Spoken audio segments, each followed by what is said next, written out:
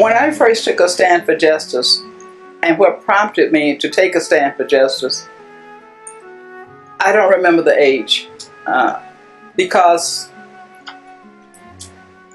it has been all my life that I've been involved in the cause for justice. It's a culture, it's a family engagement handed down through the family. I do always remember my grandfather and my great-grandmother, who always reminded of all the things that they had had an opportunity to be involved and to change, to make life better for vulnerable people, for poor people, and for all people.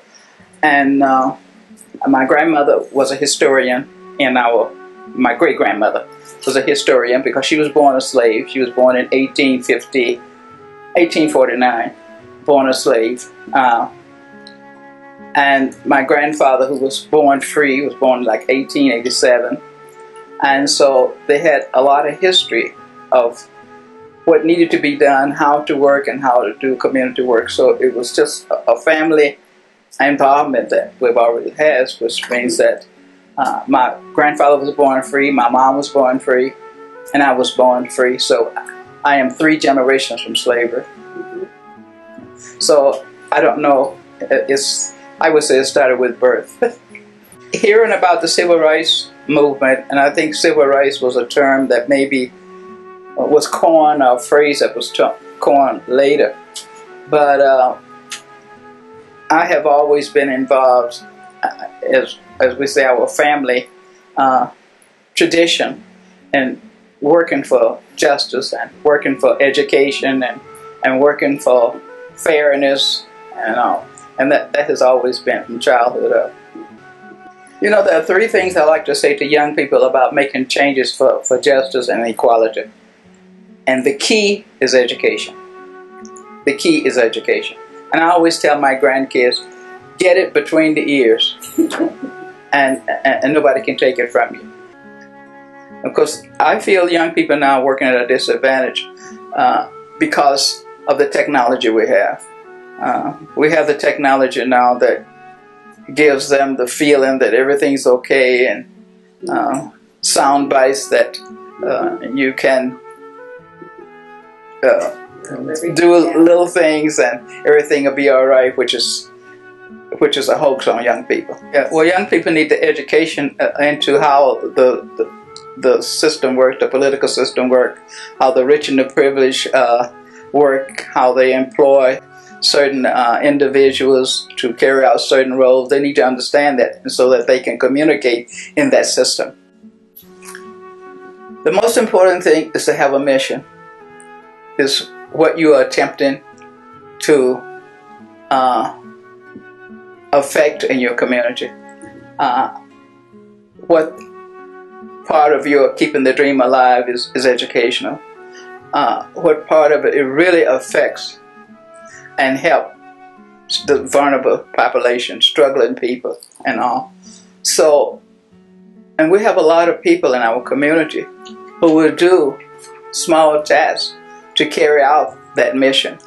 So, identify your mission, what it has to do with the future population, and how you can impact making this a better place years down the road is the important thing about keeping the dream alive. For justice, fairness, love, courageous,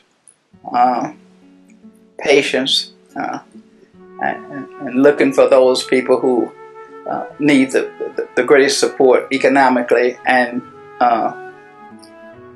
educationally.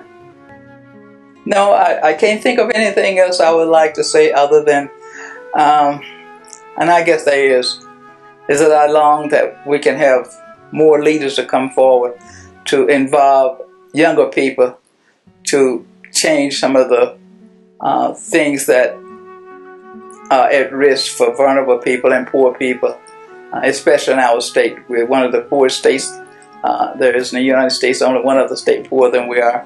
The distance between the rich and the poor in this state are very wide. We are number 49 in education in the United States.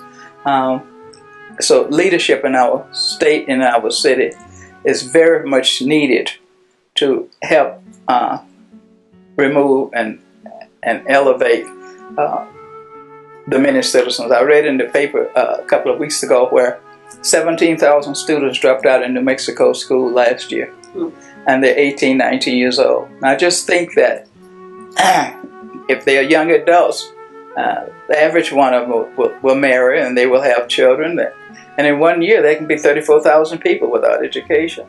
So to have 17,000 dropouts, and our economic salaries for vulnerable people $8, $7 an hour, they can't survive on that. It causes sometimes 2 or 3 families to live in one house or one.